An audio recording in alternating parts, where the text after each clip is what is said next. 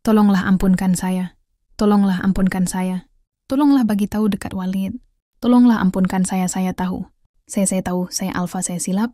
Saya minta maaf. Saya terlalu ikutkan nafsu cemburu saya.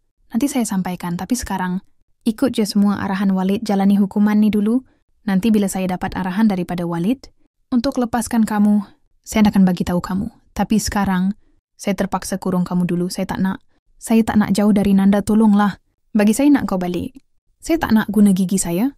Kamu tak boleh guna handphone. Tiada siapa boleh jumpa kamu. Sepanjang kamu jadi pemain faham, aku tak setuju. Buat apa dia nak duduk dalam jemaah ni, ha? Bukannya tak ada rumah?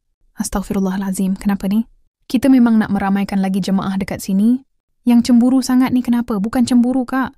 Aku tak berkenan belum apa-apa. Mak dia nak jodohkan dia dengan jemaah dekat sini. Nak cari jodoh ke, nak cari ilmu agama? Tak kisahlah niat dia apa sekalipun. Tapi bagi kita buka pintu luas-luas. Bagi siapa-siapa yang nak belajar, ilmu Allah, dekatkan diri pada Allah. Itu jihad kita. Patutnya akak tak terima dia. Kalau nak belajar, belajar je. Tapi jangan sampai duduk dekat sini, cuba bersangka baik.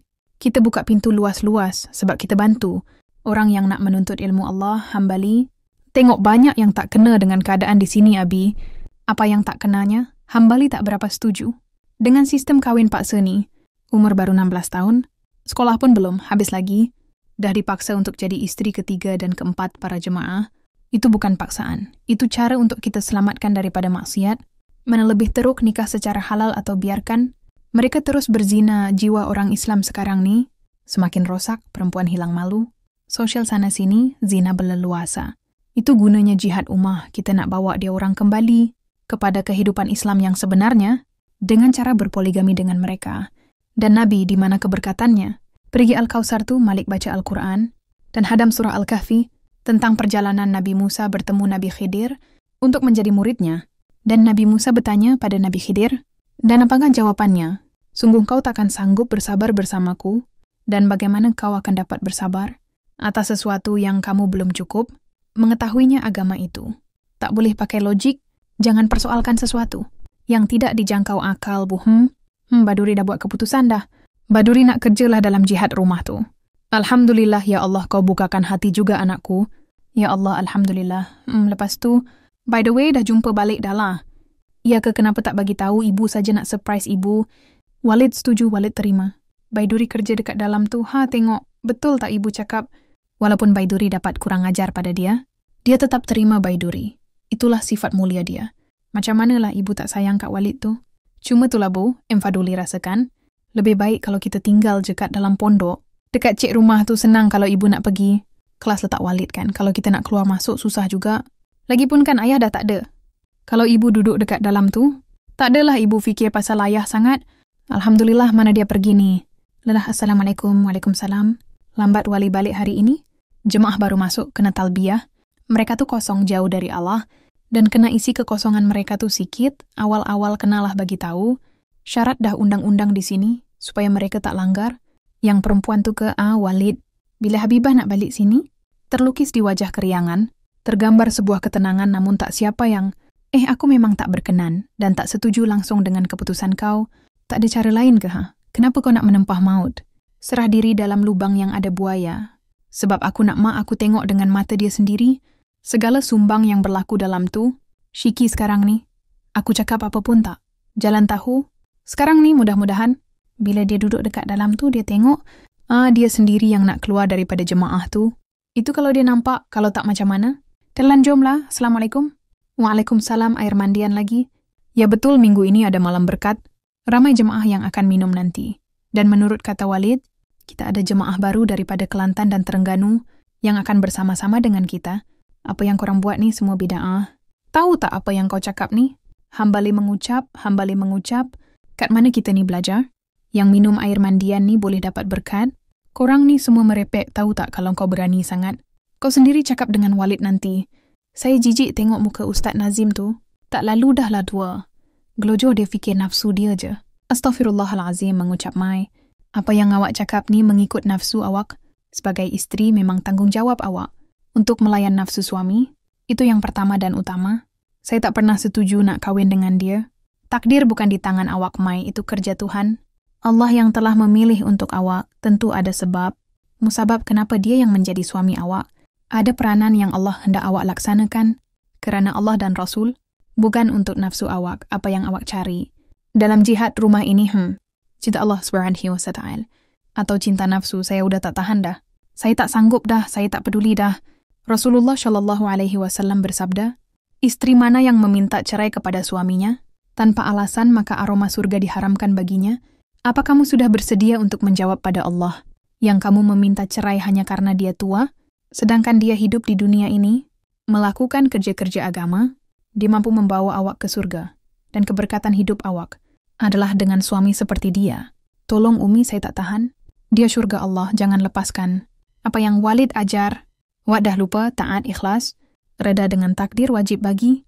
Walid mengingatkan para jemaah, sekarang nih kita berada di akhir zaman, dah sampai masanya untuk kita bergabung dan buat persiapan untuk menentang Dajjal.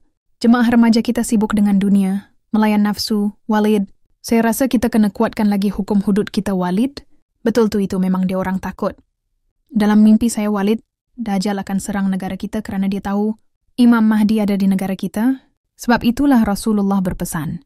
Dalam mimpi saya, Rasulullah nakkan kita bersatu, Walid. Kita kena tarik orang-orang Islam Nusantara untuk bergabung supaya kita menjadi kuat. Wang, kenapa? Kenapa dia kena pergi jauh? Aku rasa macam tak sedap hatilah. Kenapa? Kenapa dia pergi sampai ke London? Kenapa dia tak boleh berdakwah? Kat sini je. Kat Malaysia ni, aku rasa lepas ni, kau kena bersiap sedia. Yang kau kena cerai, Alhamdulillah.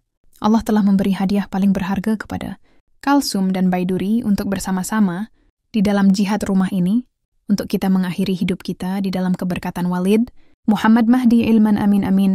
Allah telah membuka hati Kalsum untuk melihat kebenaran akhir zaman. Walid adalah jelmaan Imam Mahdi untuk membawa umat manusia. Kejaran Allah Subhanahu wa Ta'ala. Kalsum telah berjaya meninggalkan kemungkaran di luar sana untuk mengejar Allah dan Rasul. Alhamdulillah Umi Rabiatul.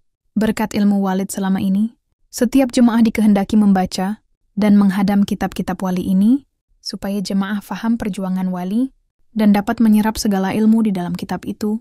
Dalam kehidupan jemaah, insyaAllah Umi. Saya akan baca sampai habis kitab ini secepat mungkin. Seperkara lagi, jihad rumah ini ada undang-undang.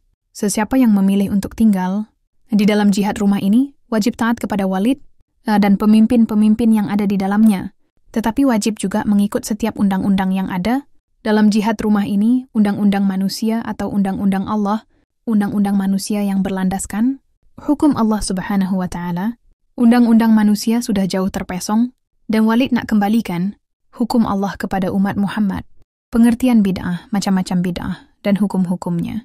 Pengertian bid'ah, macam-macam bid'ah, dan hukum-hukumnya oleh Syekh Shalih bin Fauzan bin Abdullah Al-Fauzan. Pengertian bid'ah. Bid'ah menurut bahasa diambil dari bida, yaitu mengadakan sesuatu tanpa ada contoh. Sebelumnya Allah berfirman, Badi'us samawati wal ardi. Allah pencipta langit dan bumi. Al-Baqarah 2:17. Artinya adalah Allah yang mengadakannya tanpa ada contoh sebelumnya. Juga firman Allah, Qul ma kuntu bid'an minar rusul. Katakanlah, aku bukanlah rasul yang pertama di antara rasul-rasul. Al-Ahqaf 49.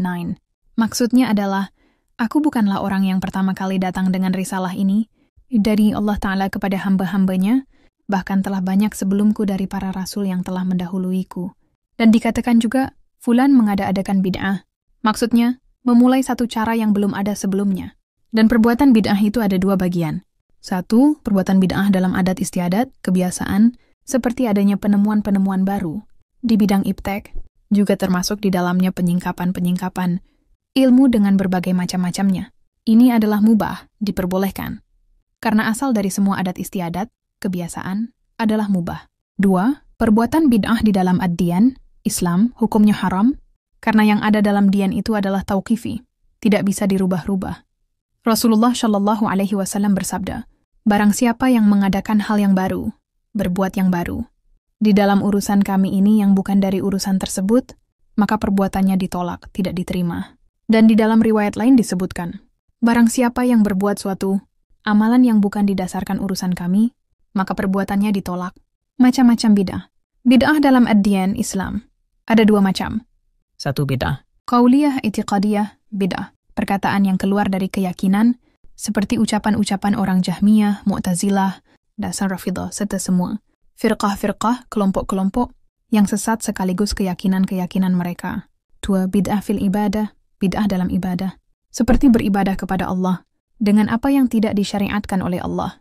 Dan bid'ah dalam ibadah ini ada beberapa bagian, yaitu A. Bid'ah yang berhubungan dengan pokok-pokok ibadah, yaitu mengadakan suatu ibadah yang tidak ada dasarnya dalam syariat Allah Ta'ala, seperti mengerjakan sholat yang tidak disyariatkan, syam yang tidak disyariatkan, atau mengadakan hari-hari besar yang tidak disyariatkan seperti pesta ulang tahun, kelahiran, dan lain sebagainya.